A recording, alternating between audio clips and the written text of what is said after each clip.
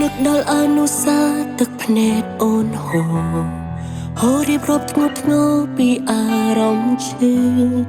យំលឺខ្លាំងយ៉ាងណាក៏បងមិនលឺបងមិនលឺទោះឈឺដល់ស្លាប់សំលឹងមើលកំជ្រួតអូនស្ទះអារម្មណ៍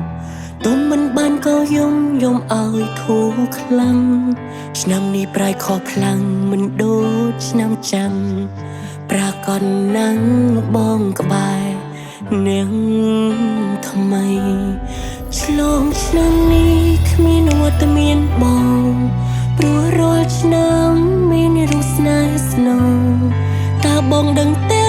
ពេលគ្មានរូបបងតើបានអ្នកណាកាន់ដៃអូនសងក្នុងពេលនេះអូនឈរឯកានឹកដល់រៀមរាធ្លាប់ក្បែរកាន់ដៃស្រវឹងវងវែងយំនឹងចរណៃដាច់ចិត្តក្បន់ស្រីផ្លេចថ្ងៃយ៉ាងក្បាល